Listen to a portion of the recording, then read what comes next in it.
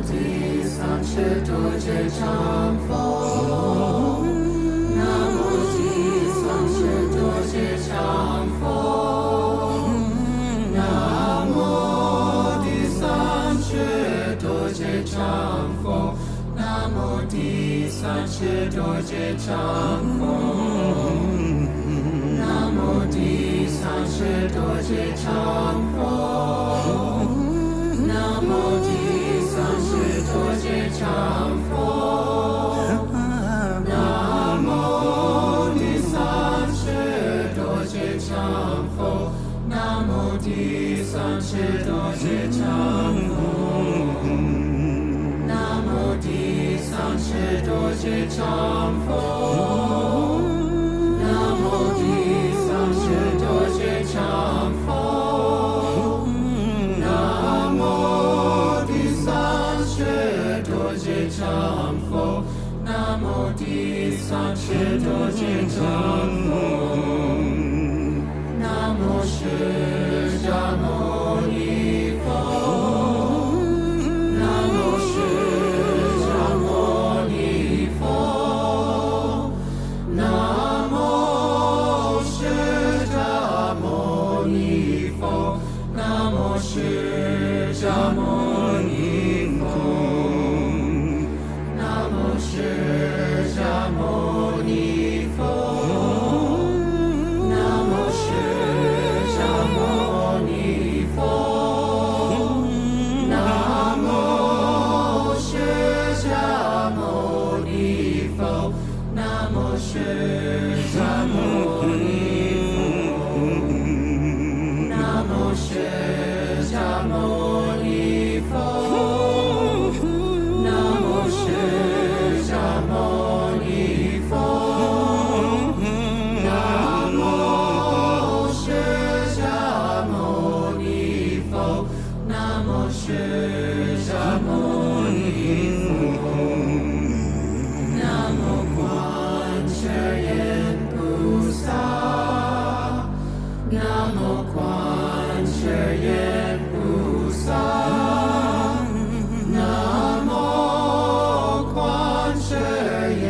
Pusa. Namo Quan Yin Pusa. Namo Quan Yin Pusa. Namo Quan Yin Pusa. Namo Quan Yin Pusa. Namo Quan Yin Pusa. Namo Quan Yin Pusa. Namo Quan Yin Pusa. Namo Quan Yin Pusa. Namo Quan Yin Pusa. Namo Quan Yin Pusa.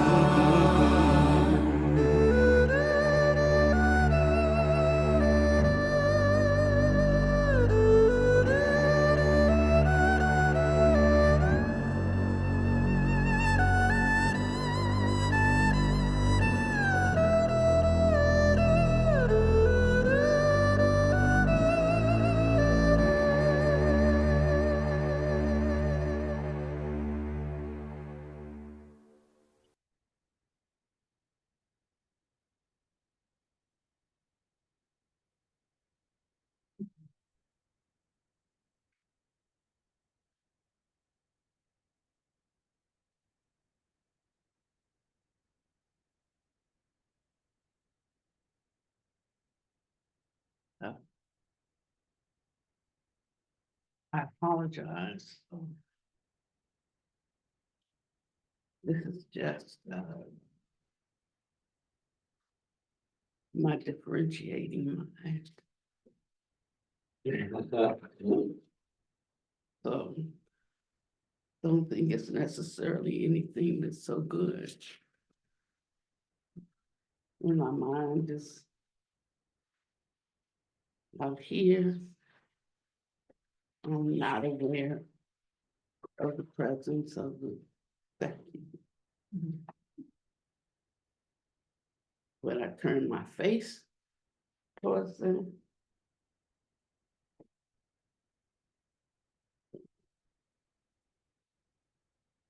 And there's sometimes overwhelm, but that is just due to a differentiating mind, you should know. I think today, I like,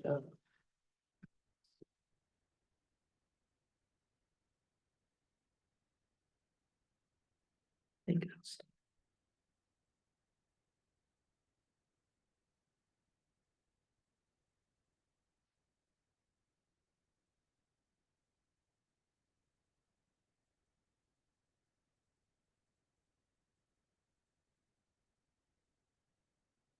Prajna is the mother of all Buddhas. It produces all Buddhas and Bodhisattvas. It begets all Buddhas. That's why the Dharma of Prajna is said to be the greatest. No matter what type of Dharma an individual should learn, whether it's Mahayana, Hinayana, esoteric Dharma, Pure Land, etc., everyone must rely on and diligently cultivate the three disciplines: precept, observance, jhana, and wisdom. None of these three can be omitted. Precept, observance, jhana, and wisdom. They're called the three excellent ones. This means that those three are the very, very best Dharma. Therefore, regardless of which vehicle you practice, you must abide by the precepts, have jhana, and generate wisdom. Only then can you gain beneficial effects. What type of Dharma should you learn? What type of Dharma you should learn must be based on your own causes and conditions that have just sprouted. This is a matter of the relationship of cause and effect. It is a scientific view of correspondence and unslated, unbiased truth that should not be contemplated with a mind of differentiation. This clearly tells us that if you want to truly cultivate the prajna state, you must establish the causes that preceded. It also depends on your spiritual capacity, your predisposition, and your temperament. The learning of Dharma must accord with karmic conditions. You can learn a certain Dharma only when you have the karmic conditions to learn that Dharma. The root and buds of your accomplishment can only grow in accord with karmic conditions. Now, part of this statement lends towards a view that, well, the causes and conditions are not right, so I can't learn this Dharma, I can't understand this Dharma. And that is to be taken, into consideration. But the other side of it is that our karma is not fixed. And if we don't know that our karma is not fixed, then we'll take everything as it is, as the gospel truth, with no way or avenue for there to be a change in condition through through our own effort, or through the way that we approach. We fasten around something as that is fixed. And if we don't get this right, we will miss things that are for us. Someone can say to me, well, you don't have it because, you don't have the karma to have. The karmic conditions are not right. Well, I'm not thinking they're not right. If it's something worth having, I'm thinking about how can I get it right so that it can flower right now, and based on my own my own thought, speech, and action surrounding this limitation or this obstacle, I can do something in the moment that shifts that whole picture, and something that was not going to ripen ripens, or something that was ripening gets cut off. And so I'm trying to speak in general terms now, but if you don't understand what I'm saying, put your hand up because I really want to clarify. Okay. Let's say you apply for a loan and that lender turns you down. And somebody says, well, it wasn't for you to get the loan. Maybe not from that lender, I'll go to a different one. Or, or I'll put something else up as collateral. Or I'll go and appeal to them. Or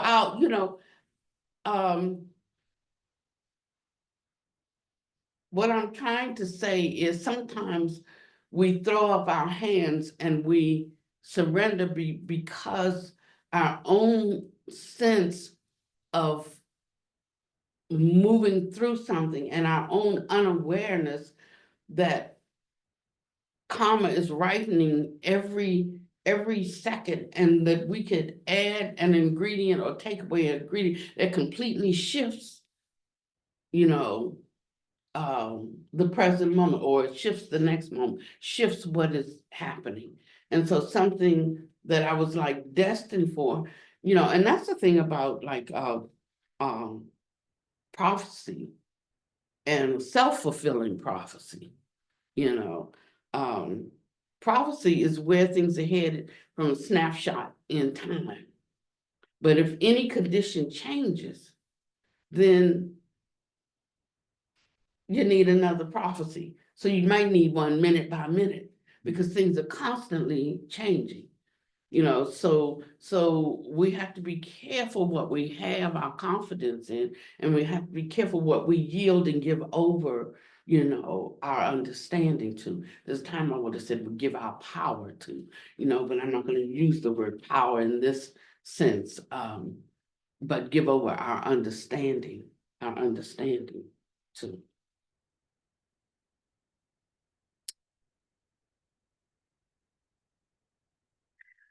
Now, this clearly tells us if you want to cultivate the prajna state, you must establish the causes that preceded. It also depends on your spiritual capacity, your predisposition, and your temperament.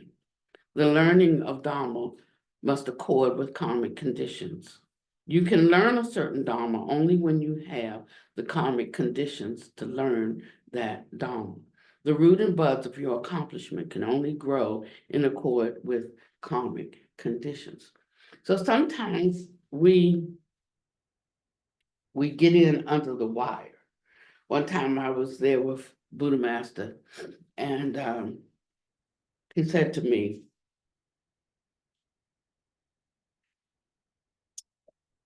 when I give so-and-so a transmission, I will call for you to come and I'll give it to you too.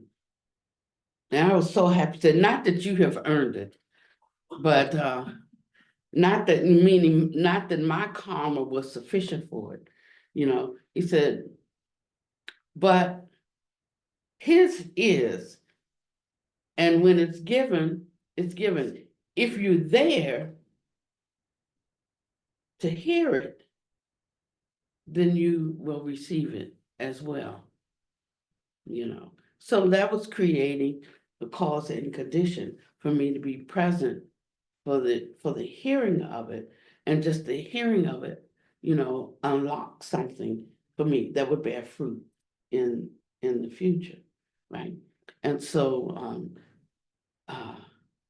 so sometimes establishing the karma for something is not because one has attained to a certain ground, but one has the desire and the conviction, and they're putting forth the effort. When I say putting forth the effort, In the beginning, we have to put forth effort until we understand what putting forth effort is. And once we understand it, then we don't put forth effort and everything, we have to let things come naturally. And so we can get so used to putting forth effort, now we don't know how to let things just naturally come. So we're constantly having to, it's like on a seesaw until we get everything, harmonized and in order. So at one time we are learning about this or putting this into a practice, and then another time is forget about that. It's in you now that you should be respectful. It's in you now that you should care about others. Now you have to balance something out over here. So we're constantly balancing out until our understanding is full, and then everything being harmonized folds into one understanding. Up until that point, we have 50 different understandings, so our mind just pops off like popcorn, according to the last thing we just learned, usually. And we forget about what we already know. And we have to learn how to incorporate and blend it in until it also is like homogenized. And this keeps us from being confused about things. And so he says that you learn something and then forget about it, and just let it settle in you somewhere. But if we learn a thing and we tenaciously hold to that, then because of the hindrance of the known, it becomes very difficult for other things to land on us, for us to realize, have the realization of what else is required. And so he's constantly dealing with us about the hindrance of the known. The law of cause and effect is neither ignorant nor slanted. Karmic conditions are established based on causality. You are whatever kind of Dharma vessel you deserve to be. As long as your karmic conditions accord with the Dharma you learn, you'll be able to acquire the fruits of that Dharma and that correspond to you no matter what Dharma that is. You will be able to realize the path of that Dharma, including the attainment of virtue and realization. This is the truth that the law of cause and effect is not ignorant. This is the operation of the law of cause and effect. Thus it is said that the law of causality is neither ignorant nor slanted. And he was interpreting 2 poems.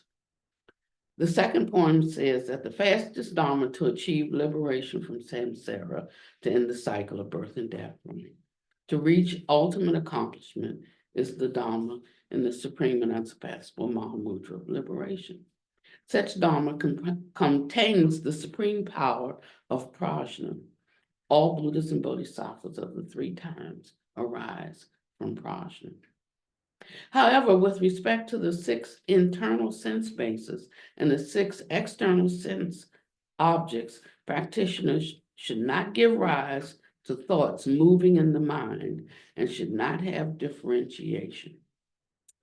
With respect to the 6 internal sense bases and the 6 external sense bases, anybody not know what they are? We know what they are, right? Practitioners should not give rise to thoughts moving in the mind and should not have differentiation. One should not be attached to objects or form views based on differentiation. One should not be attached to objects or form views based on differentiation. If one removes all differentiation, then there is no attachment to self. So attachment to self rises in respect to differentiation through the sense through internal meaning external, and then that giving rise to differentiation. consciousness arises. Yeah. Right. And these 3 make contact. Without attachment to self, there is no trueness that can manifest. Without attachment to self, there's no attachment to phenomena. under the holy state of no attainment, where there is no attachment to self, there is no concept even of phenomenon. Thus, there is no trueness that can manifest. Naturally, it is then impossible for a specific Dharma entity of true emptiness to manifest. If a Dharma entity of true emptiness manifested and you became attached to that Dharma entity, then actually there would be no Dharma entity of true emptiness. So that lets you know that any Buddha that you see in your practice that manifests for you is what?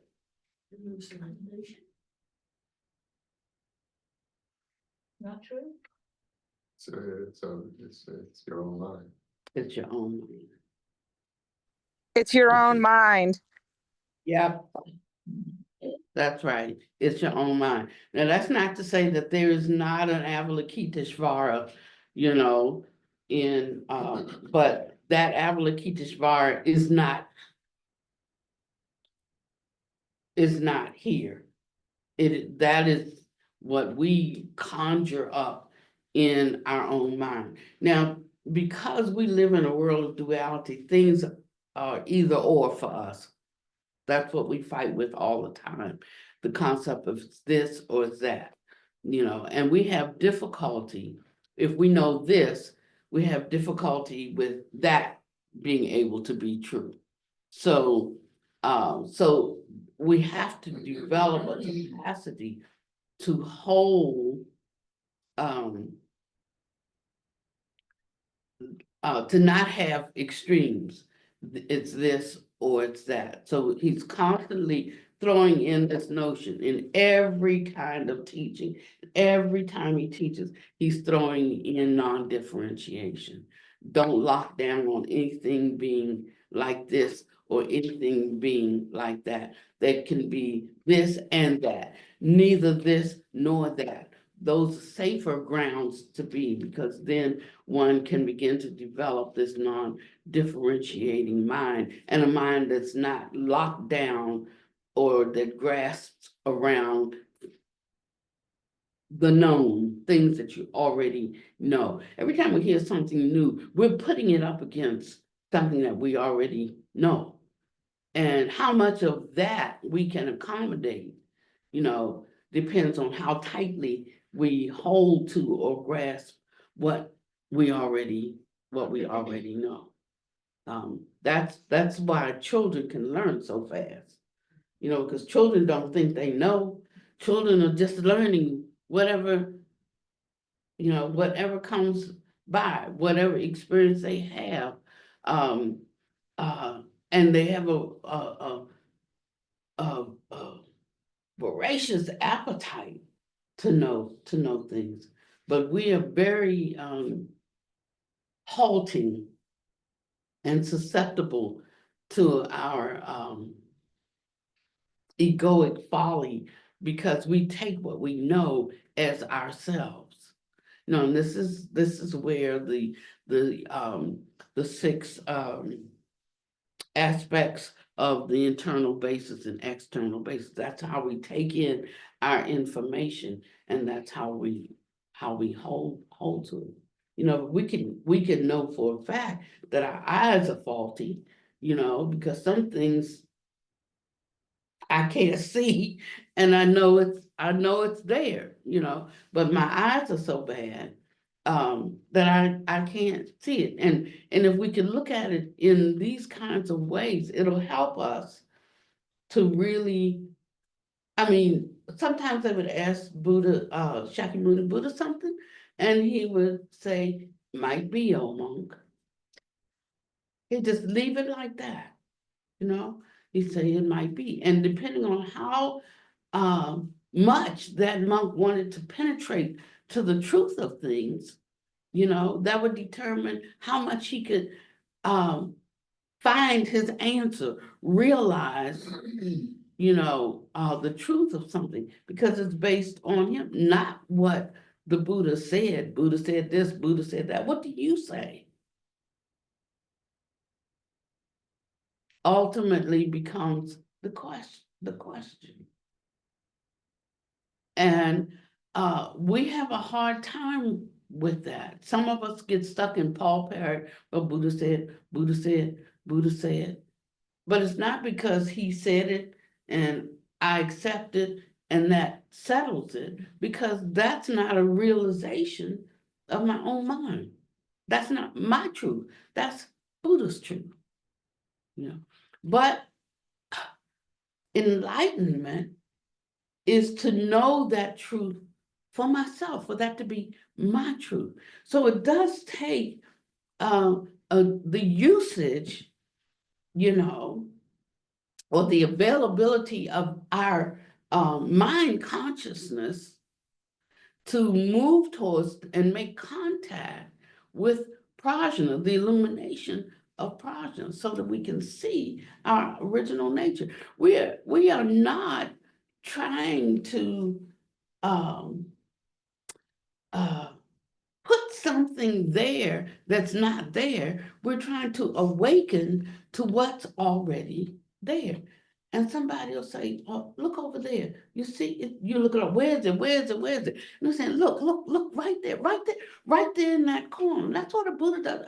Right there in that corner, you see, say, oh, I see it, I see it, I see it. You know, and it's for us to see, you know, the truth for ourselves. So it does involve, in the beginning, it involves a mind that can open up to see something. And if we don't have that kind of flexibility, we will be looking all over the room except for where we need to look. So that's, in that sense, we have to save ourselves. He said, dwell, you are the light itself. Rely on oneself, do not rely on others. That's what that means. Now, it doesn't mean like, well, I just come with my truth. And it doesn't mean that at all. But it lets you know that there is something that is required of you in order to be able to penetrate. I don't mean it has to be required with, that's required, meaning with so much effort. It means it's got to be there. It's got to be there. There is something on your part. And then it says to rely on the Dharma. The Dharma is the light, to rely only on the Dharma. So now they got to be talking about, they're talking about you rely on yourself and rely only on the Dharma. Then there must be some connection then between you and the truth, the light of truth. You know, and so if we could really get this, that, you know, thinking it's possible instead of there's something we're trying to get out here, but we're just trying to remove the obstacles that cover up the profound, absolute wisdom that is the real us, instead of this us that that the mind has fashioned based on illusory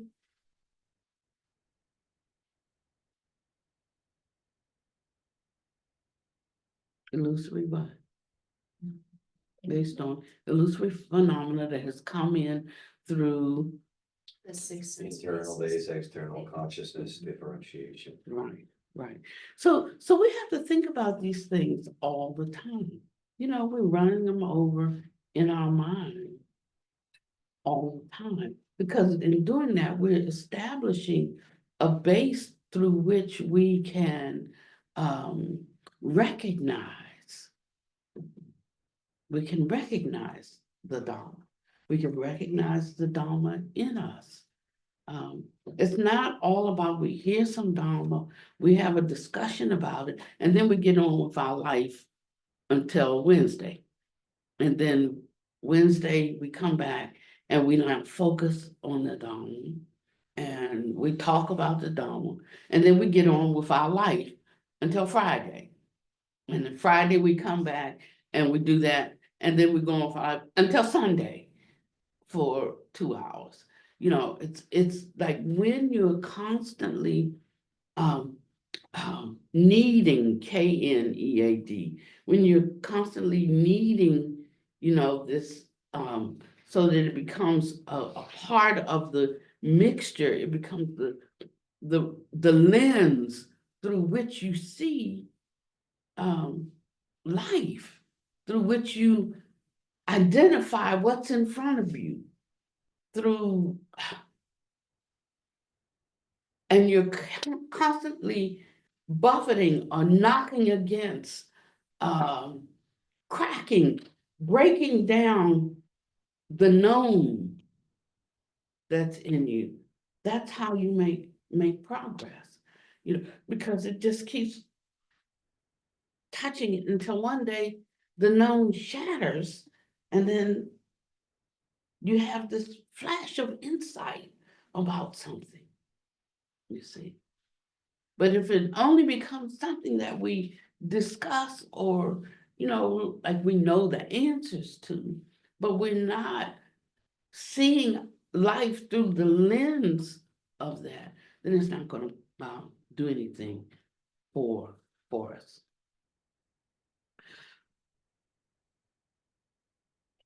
In other words, with respect to what Dharma you should learn, there naturally is a Dharma that corresponds to you. This is within observation by Buddhas and Bodhisattvas. In other words, they know.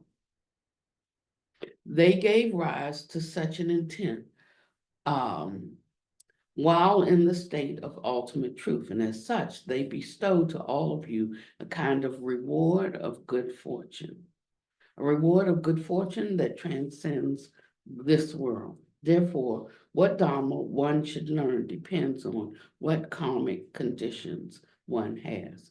This is the unerring relationship of cause and effect. However, remember that all such karmic conditions are the fruits that yield from causes planted by your thoughts and conduct and can change.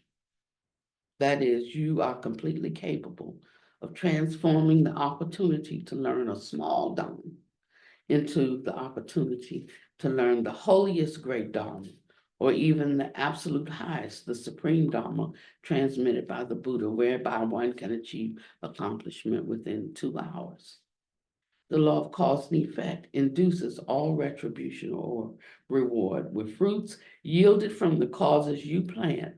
By cultivating yourself in accord with the Dharma, you can succeed. Nothing in the universe is predestined.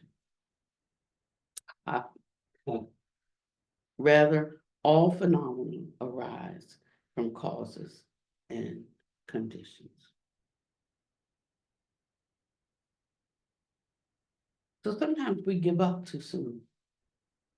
Sometimes, if everybody's saying, no, that's not possible, somebody's saying that the conditions are not right, doesn't mean that we have to just accept that. I mean, unless the Buddha tells you.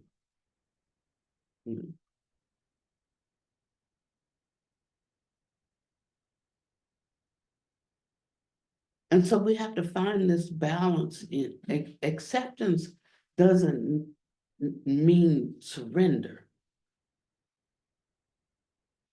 Accepting could be, it is this way now, but the next moment things can change. They can change. They may change. They may not change. They may get better or they may get worse. It is just knowing that the future is not predestined, but that it does, in fact, depend on causes and conditions. Therefore, you should not think that your spiritual capacity is inferior, nor not up to standard. You should not feel very bad about that. That would be wrong. You're completely capable of becoming a great bodhisattva. All you have to do is truly carry out the practices of a bodhisattva. There is nothing that you cannot accomplish. Now, if you don't hold this view, it will be difficult to make progress. Actually, it will be impossible. It will be impossible to make progress. That's like it, how you feel about something, or how you hold something, that's how that becomes like a self-fulfilling prophecy. That's all. You have to be careful about what you think, and careful about what you hold in your heart to be true. You have to be careful about being overly modest, because it's not that you're pumping up yourself, it is that you are really penetrating to the truth of the Dharma. You see, it doesn't really have anything about to do, unless it does, about self-pride, you know. So some of us have self-pride, and we have to check ourselves all the time. I remember Apostle Paul said it would be a shame if I end up a castaway, because I'm lifted up by virtue of, of my attainment, of the wisdom that I have. So Paul had to like watch himself, because he knew he had wisdom, but that wasn't the marvelous wisdom. It wasn't in those stages, because he could recognize that he had some vanity or some pride around that, and if he wasn't careful, he himself would lose out. But most of us don't have that kind of pride. We have more of a kind of humility kind of pride, but it's a vanity nevertheless. It's a vanity. You have to really see it. That self-deprecating way, like I'm a worm, I'm so, that's not dharmic. It's just not dharmic.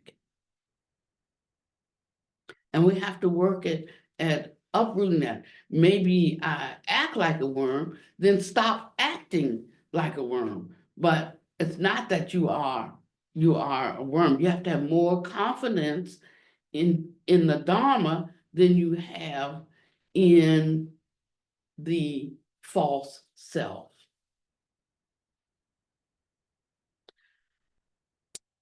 So you should not think that your spiritual capacity is inferior and not up to standard.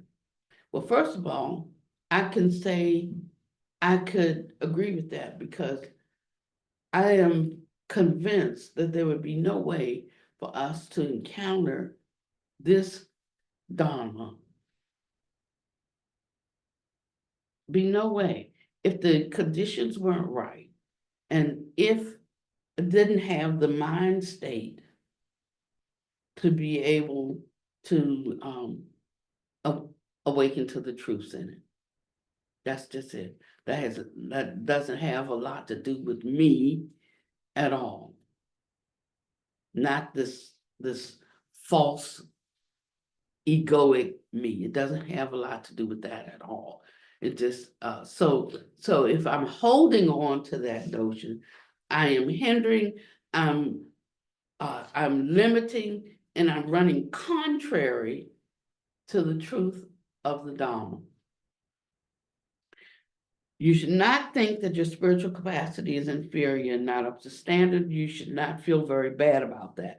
That would be wrong. You're completely capable of becoming a great bodhisattva. All you have to do is carry out the practices of a great bodhisattva. There's nothing that you cannot accomplish.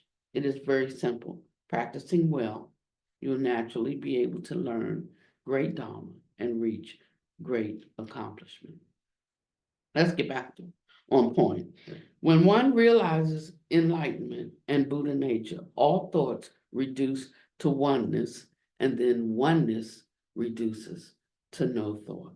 As the wisdom of Prajna appears before you, the state of reality is illuminated as being empty, and one is at that stage when one realizes there is nothing to attain.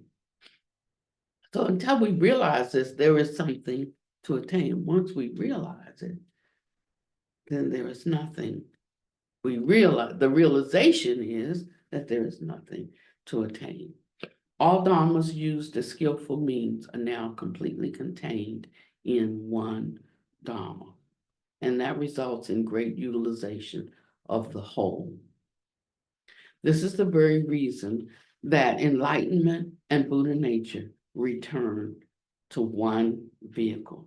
This is the principle of there is no second path returning to the origin, but there are many gateways that are all simply skillful means. So in the end, no matter which dharma you learned, you can, based on prajna, achieve the state of great utilization of the whole and naturally return to the truth of the one vehicle.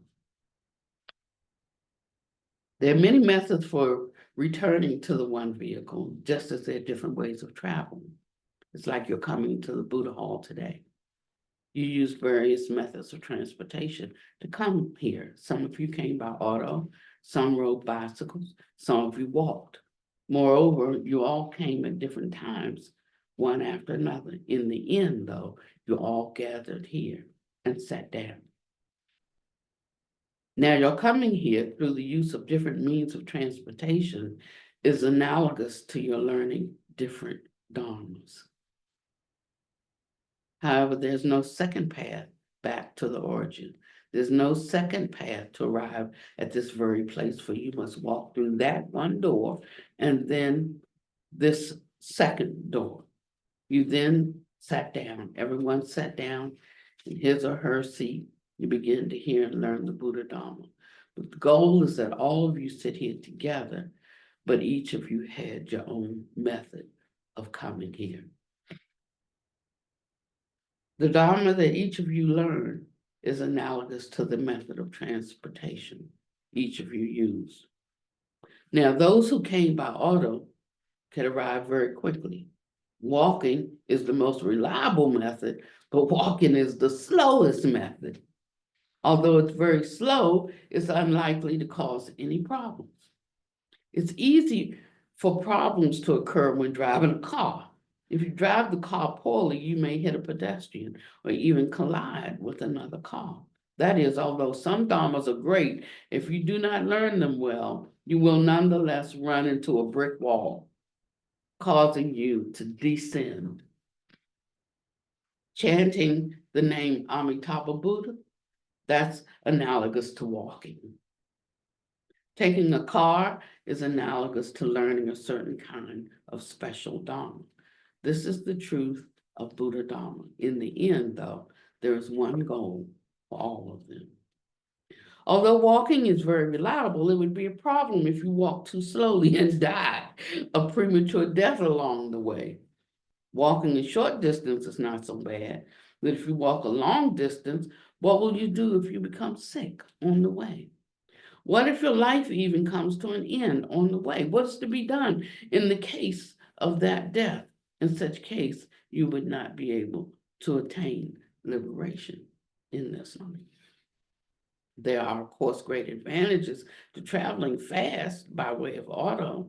After all, you will not suddenly die in that short period of time, so you can quickly arrive at your destination. You only have to steadily hold the steering wheel and make sure that all other parts of the car are in good condition and can be repaired if necessary. In addition, you cannot violate the rules of driving. This is analogous to not violating the precepts. You must not drive on the sidewalk or hit a tree when you see it. Keeping your car in good repair and complying with the rules of the road are analogous to abiding by the precepts and the disciplines. If you all do that, you'll arrive safe and sound without mishap, and you will reach your destination. The principles of Buddha Dharma are like these principles. By using these analogies, it's easy to understand. I'm not saying that driving a car is Buddha Dharma. Don't misunderstand what I'm saying. So the first poem states that truth in a thoroughly clear manner, that the truth that all dharmas eventually return to the one vehicle. But since all dharma returns to the one vehicle, there's no greatness or smallness among them. However, the distinction of greatness and smallness still very much exists. It exists among dharmas when it comes to applying your cultivated power. That is, there are large differences between great dharmas and small dharmas when it comes to practicing them.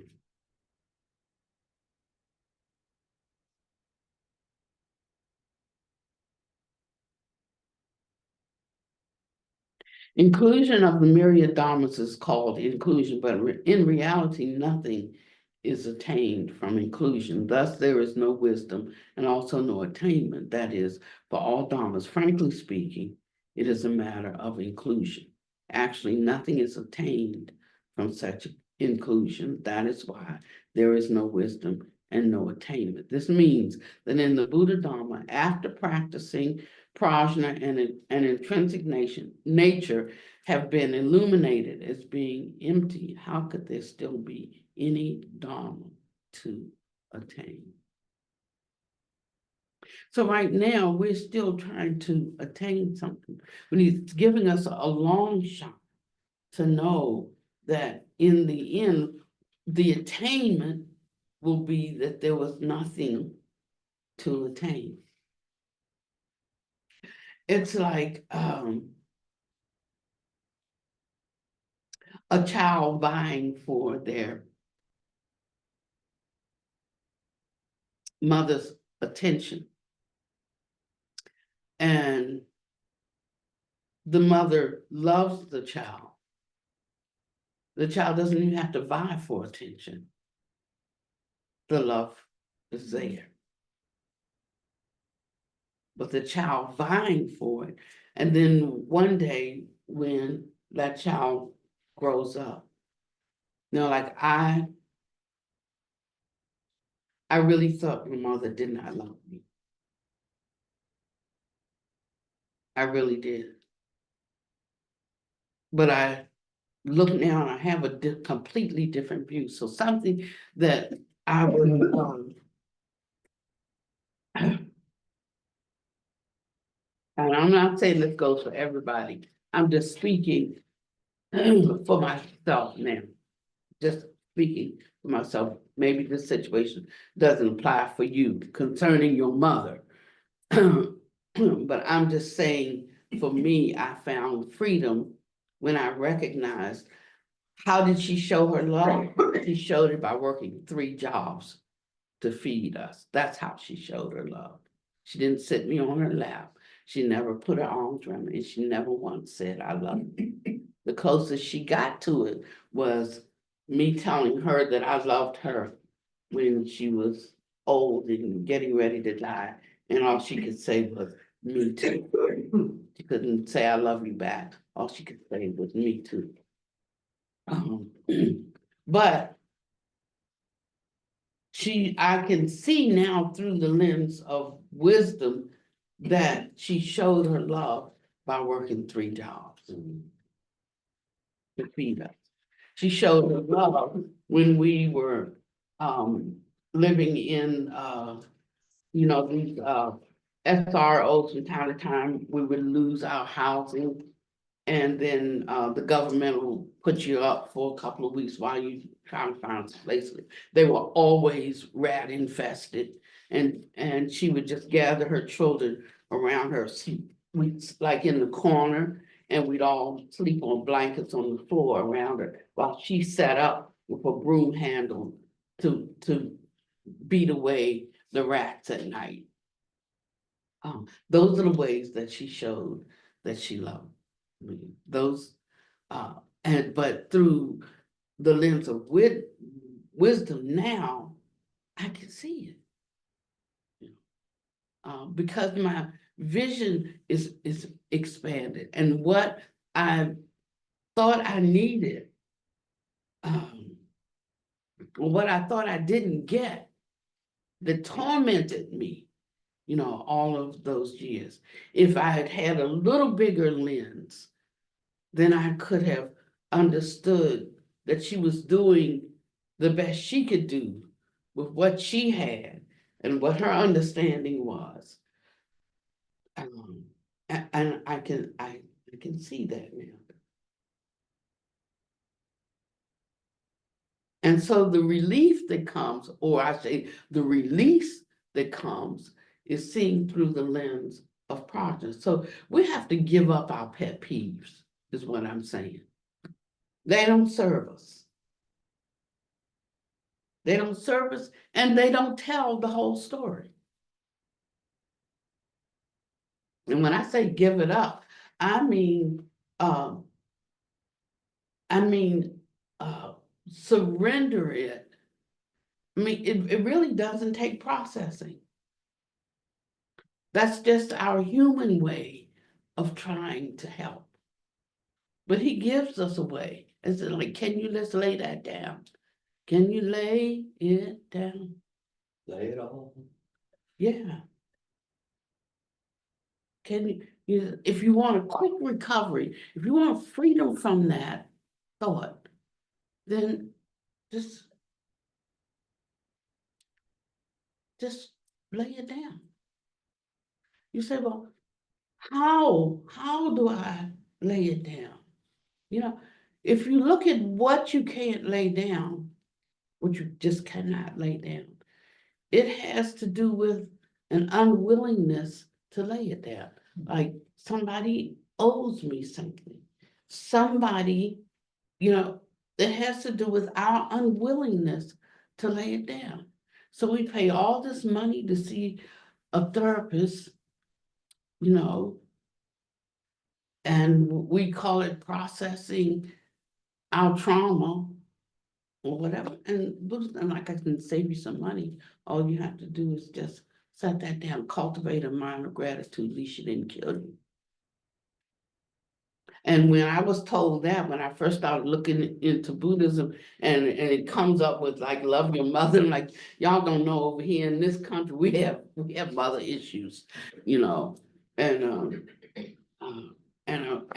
I was hearing that lay it down, but I felt something I was entitled to, I didn't get, and I'm mad about it. I'm hurt about it. He's telling us how we can overcome, our anxiety, our fear, because it is rooted in these unwholesome mental states, and we have to pull ourselves up in the Dharma, because the Dharma can cover this. You don't think it can?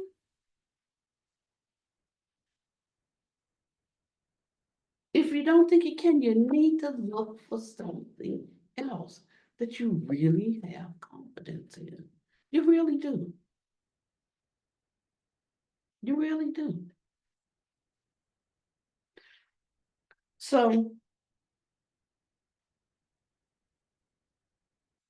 in my explanation, I've explained that the 5 aggregates, the 12 sense fields, internal and external, the 18 realms of cognition, that includes the mind, the consciousness, the 10 illusory things produced from conditions, and also the wisdom that can be realized, and the truth upon which liberation is based. It's all empty.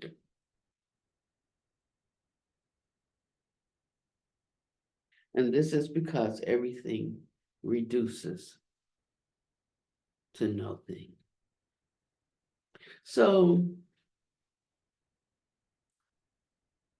the good thing about that is I don't feel bad that I felt bad about my mother. I don't feel bad that I felt badly about my mother, because I can see the emptiness of that. So I don't flagellate myself. It was just thoughts understood through a lens of ignorance and grasping because of my not liking it, feeling that it shouldn't be that way. And so it just fades away. It's just like, poof, it's gone. But I had to really want to let it go. I have to really want to let it go. Because it doesn't go until we want to let it go. Because it's the mind that grasps hold to it. And the danger in that mind grasping hold to that is that because it runs contrary to the Dharma, your mind cannot grasp the vastness of the Dharma. So whether a Dharma is big or small doesn't have anything to do with the Dharma, or as much as it has to do with your own mind.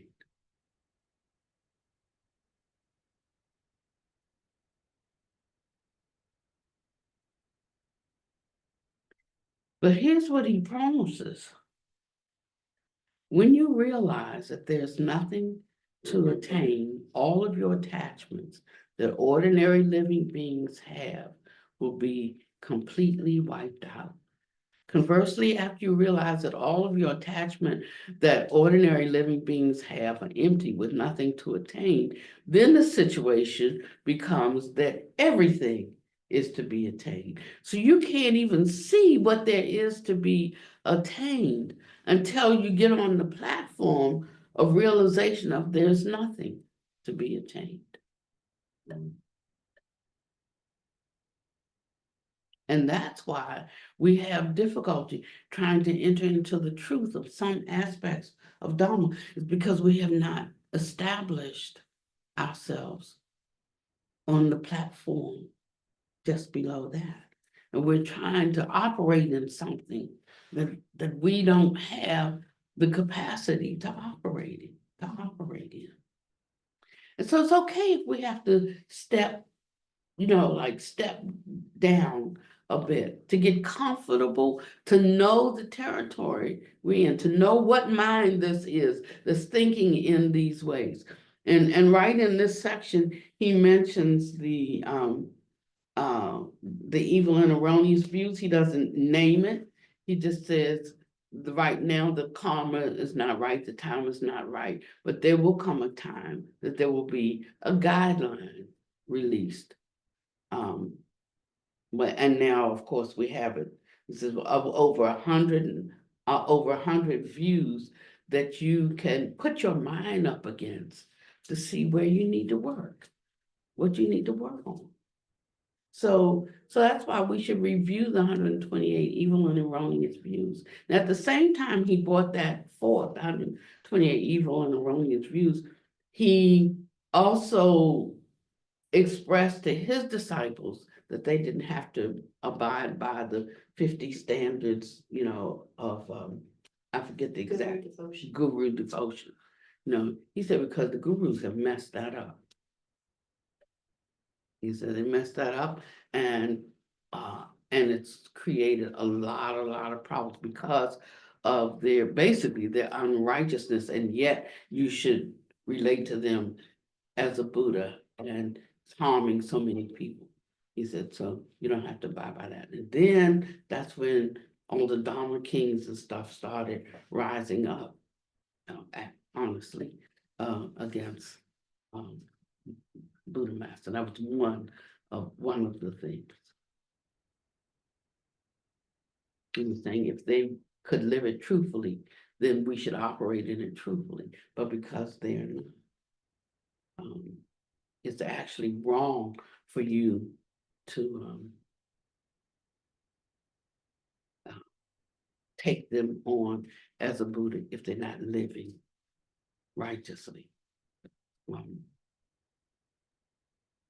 So how could you use this in your how could you use it in your daily life to deal with the things that beset you? This notion of there's nothing to attain. Because you have to have a glimpse of it.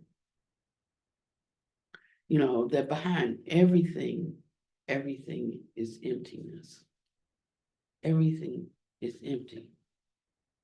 Because everything in the phenomenal world arises due to conditions. Right? So that lets you know that karma exists in illusory worlds. So when we get out from under death and rebirth, it's because karma has been taken care of. There's no karma. So this is a world of karma. Not all are worlds of karma. Karma is tied to birth and death. Karma is tied to impermanence. Can you see that? Who doesn't see it?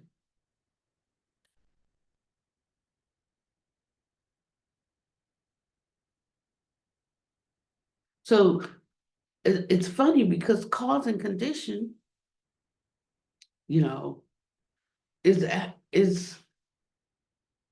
like a curse and a blessing.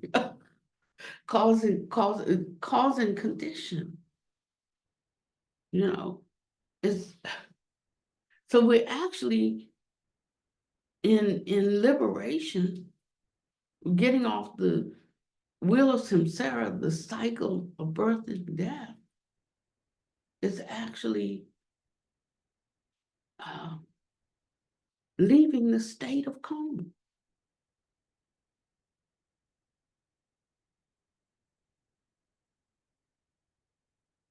And that's why a lot of the work that we do is to build up like a retaining wall, you know, dumping in so much good karma, you know, to slow down the ripening of bad karma until we can approach and overcome, you know, our understanding of the illusory world. And then when we do, then it's all done. It's all done with. It's all done with. And so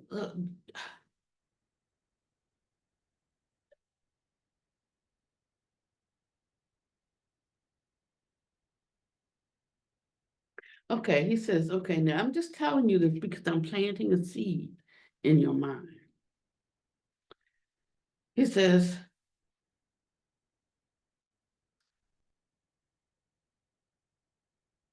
after one enters the state of a holy person,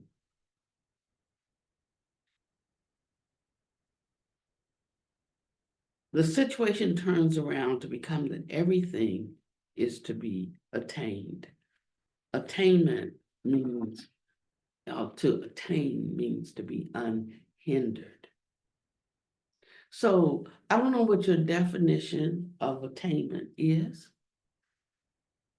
but right now he's expanding that understanding of words we use. Like, I want to attain. I want to reach attainment. I want to attain liberation. You know, we like use these words like we know what they mean. But he's speaking here, he says that attainment is to be unhindered. So the same as liberation? Well, if you think about attainment and you think about liberation, what is liberation? Okay, so we have, you know, and it's one reason why we can't like really see it or get into it because we're not sure what the words mean, you know. But yet we use them as if we know what they mean. But he's helping to break it down so that you like can be really firm and fixed in your aspiration. Or otherwise we're just reaching after something. Sounds good. You know, we're reaching after something, but we don't have it firmly fixed, you know.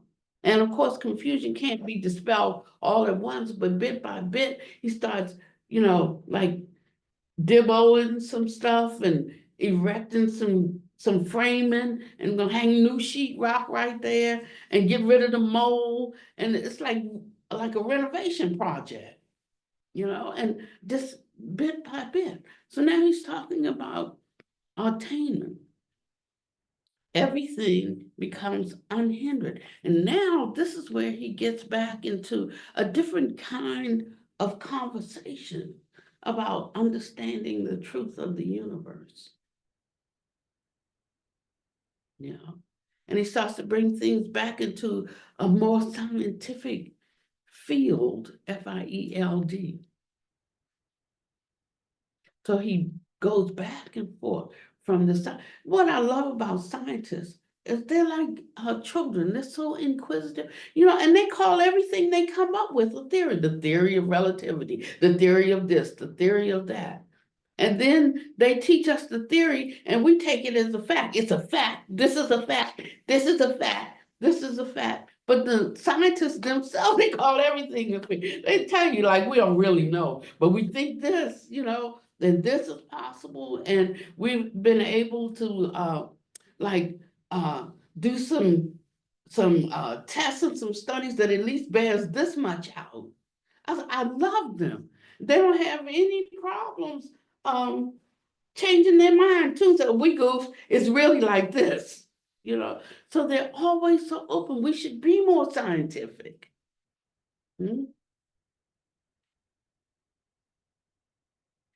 He says, now, having said all of this, I don't want you disciples from this point on to think I have already realized emptiness.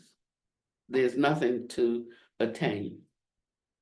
If that's the way you think, you have again become attached. Transforming consciousness into wisdom is a process. It's a process of developing cultivated powers or abilities through practice, which is entered into naturally.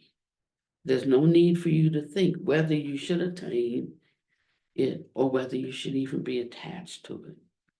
Because as soon as you are attached to anything, you immediately are an ordinary person again. This is a state of realization to be naturally realized. It naturally arises. There is no need to add your mind consciousness into the process. I just love that. There is no need to add your mind consciousness into the process to make you feel that you have reached a high enough level and therefore should put that into use. Such by applying your capabilities or applying your cultivated powers or by applying your supernatural power. So that would be a mistake. This is not governed by the consciousness of an ordinary person. That is the principle. That is the natural law governing the level of accomplishment of one's Dharma state. Now, to really get this, you have to take it line by line and ponder what that means to you, how that rubs up against how you really think or how you really feel or how you walk out, the circumstances in your life. And it doesn't mean that we just take it and put it away in the closet because we love our children or we love our grandchildren so much that these are threatening statements, or let's say someone that we love made a mistake and this is too much, the Dharmic view is too much of an indictment against them. It's not an indictment against them. It is to help you understand how things occur. And if we could just hold it for that, and not be afraid of what it means, like how I might have to change my view, when it might threaten my relationship with my, these are the fears that keep us from penetrating into the truth of the Dharma. And that's the mind grasping around what it already knows and fears anything that might jeopardize it. Even if it's bad, we'll hold on to it if it's ours,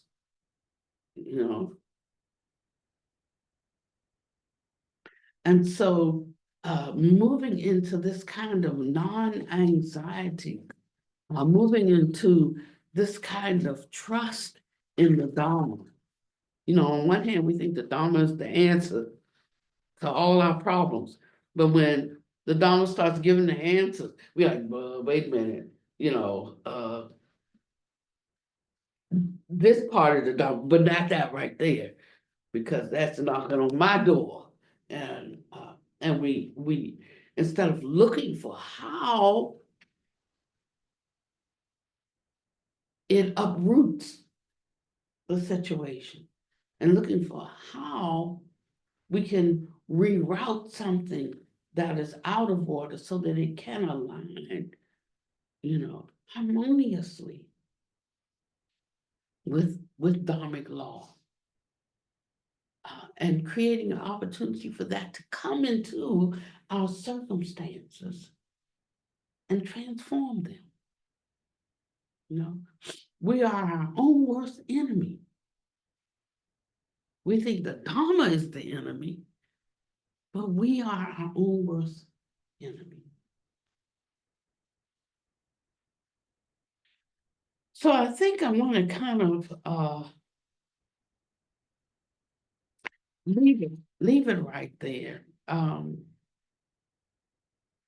Because from here it starts to go into other things, and it's a whole nother Dharma talk. Because after this, he starts telling various stories. Now, these stories are not just for the sake of, entertainment, but they are to show us what's beyond our vision right now. Things that we think could not possibly be true because we can't see that far. And that's where all the stories come in, and the stories are useful. I would always say that miracles are not for unbelievers. The miracles are for believers.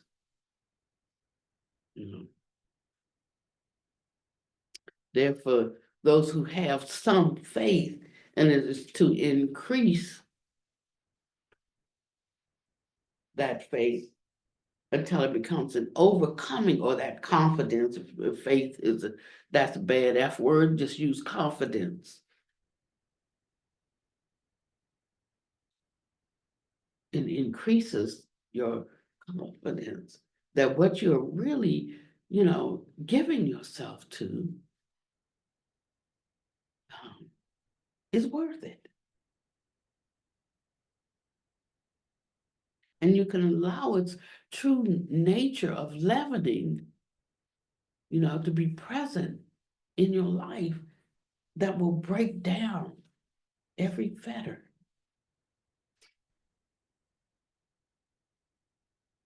There's not a day that goes by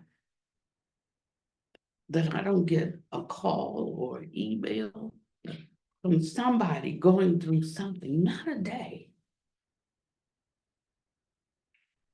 My back would literally break from the sorrow if I didn't have the Dhamma to sustain me.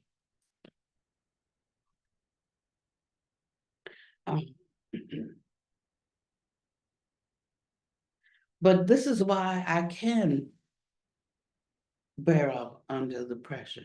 It's because I know my aspiration, and that the Dharma has the ability to break through my delusion until I fully realize my aspiration. So I can say when somebody's sick, the illnesses of living beings is my illness. I could say the faults of living beings are my faults. I could say that's when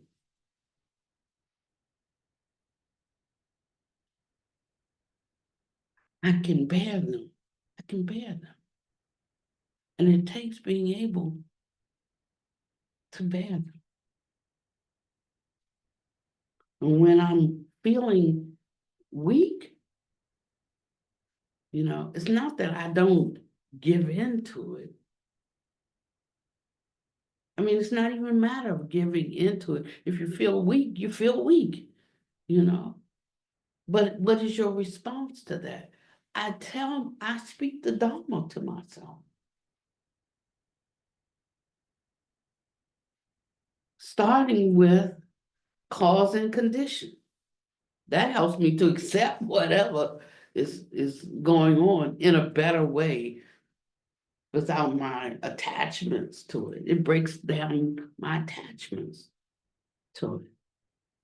That blind me or keep me working in a self-serving way that does not say respect the feelings of my partner, and this comes up a lot in relationships.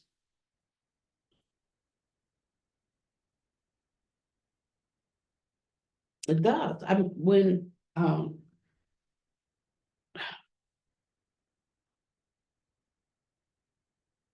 I never let, I have a relationship with my children, and I had a relationship with my husbands, and I never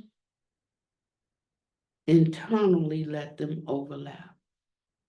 So my children knew that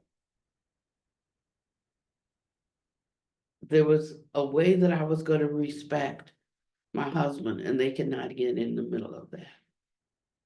If they started doing something that caused him an issue, then they had an issue with me.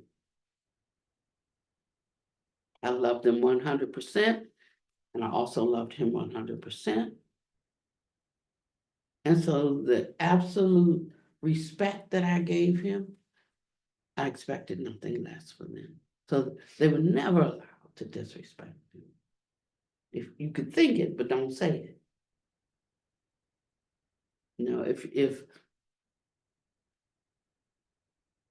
And so I never had the step issue, the stepchildren, stepfather issue, never had it. It just did not even exist. They learned from the beginning. And so I never hurt him in that way. And I never hurt them in a way that caused them to feel rejected because of the disciplines that I established between those two relationships. We get into things and then just hope, holy cow, I hope this works out, but we have to work it out. That's what I'm saying. And if we've let things go in the wrong way, then it might take something to rein it back in. But we have to rein it back in. So sometimes we're thinking like these hard things that we have to do, like we really don't want to do them. We have aversion, getting these relationships straightened out with our parents and with our children and with, and it's very difficult to do, but we have to do them. Buddha Master said we want to save the world, but we can't save our families. He said, go back and get those things straightened out, however they have to be resolved. Whether there's a coming together, whether there's a moving apart, stop living falsely. Get those things straightened out. We don't want to work on those things. We want to give us some spiritual work to do. We don't want to work on those things, but we have to work on them.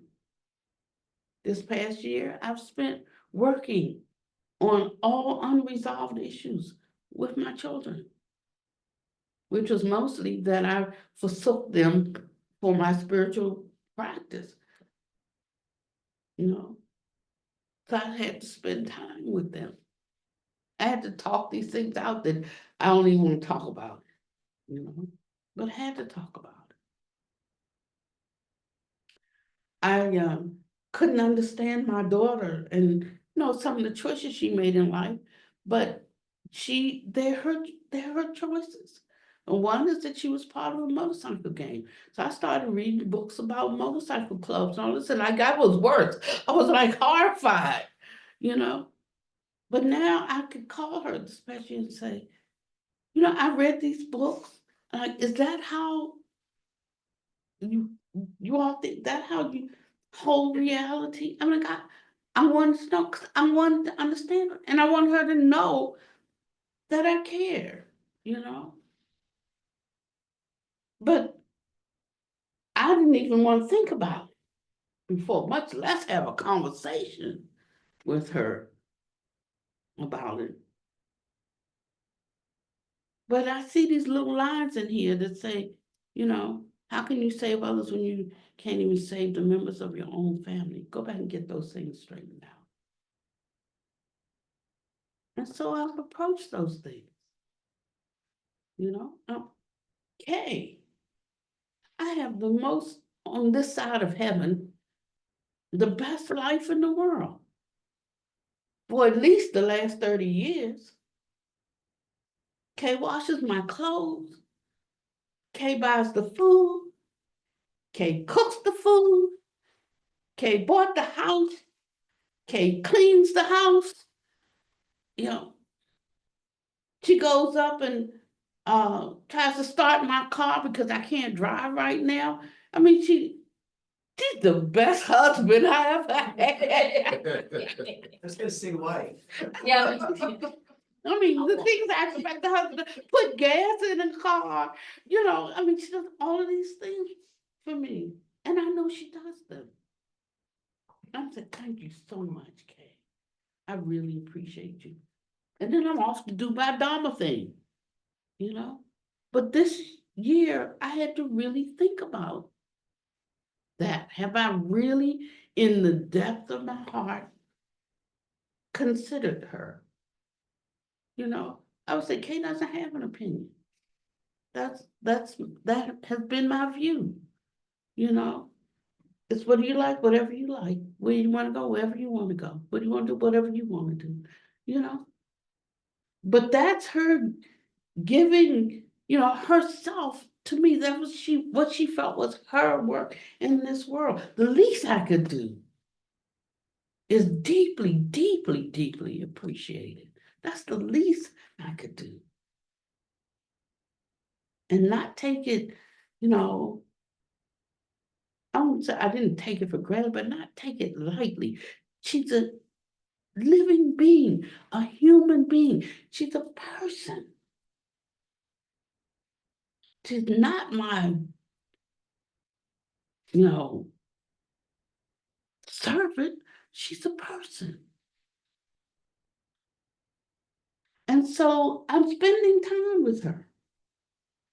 She's 87. Kay's 87. I mean, I don't know how much time she got left, but Doesn't look a day over 70. I know.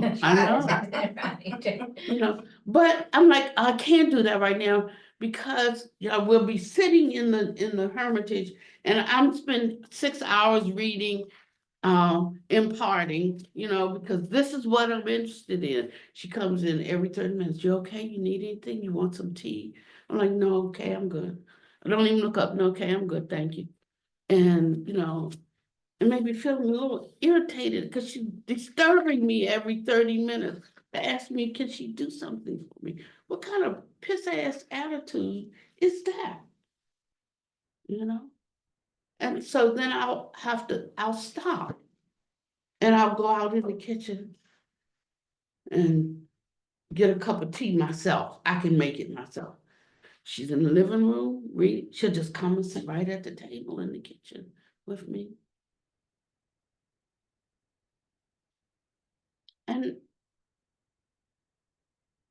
I used to say, and now I gotta talk to her, but now I'm really interested in what she wants to say. I want to listen. I want to listen. Now, this is a big confession that I'm making today, but it's because I don't have to cling to good works that I do, and I don't have to hide or cling to bad works. Neither one of them are me.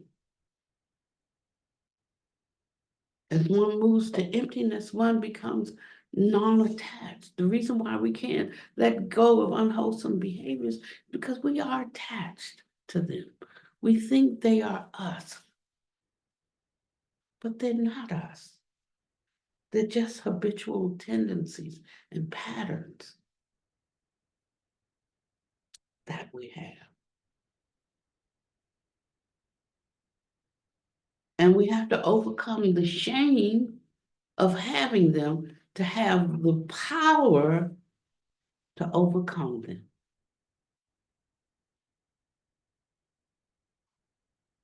So I don't mean for everybody to go tell their stuff.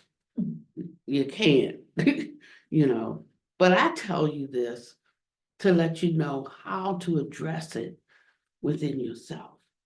That's what I mean. You can just fix something.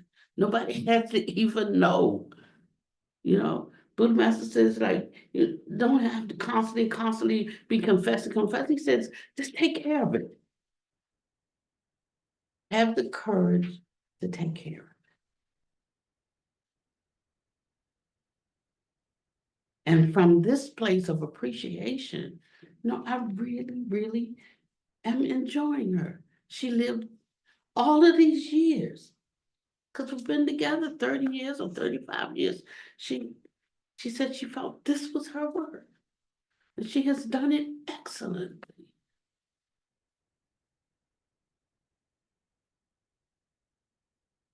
And so I took a test, and I'm through now. I took a test online last night. It's some kind of biometrics, and it's supposed to be rating your energy at something, And I don't know if it's any good or not, I don't know. But anyway, I did the online test, and then they want you to buy the machine, and all of that. But there was only one thing that ran all the way across the chart, 100. Everything else was in need some improvement, doing pretty good on this. But gratitude ran all the way across the bar. They said, actually, you have too much. I said, I'm trying to get all them other things over to 100%. They said, like, that's not possible. It's not even safe for a person to keep a sense of themselves. I'm like, so good, I'm heading in a right direction, and it just let me know in a funny kind of way, that I'm accomplishing something, I'm upping my game. I'm focused on cultivating and developing true gratitude, not just lip service, true gratitude for what she has given. So we have a lot to work on, and yet we're only working to get back to a place where it's natural. Yeah. Okay. I'm going to stop right there. This non-differentiating mind gets difficult to understand, doesn't it? This and that. Neither this nor that. But if we keep holding it in that way, like what do you call that? Like a Paradox. Paradox. We gotta be able to penetrate through the paradox. That's where our liberation lies. Thank you so much. Anybody have anything they want to share? Please feel free. And can't you tell we are? Well, if we thought we were confused before, right now we might be utterly confused, you know. But after the shakeup, it's like buying those little snow glasses, you know, globes, and you shake it up and the snow is like all over the place. But then it all settles down and you can see clearly. Be well, peaceful, and happy.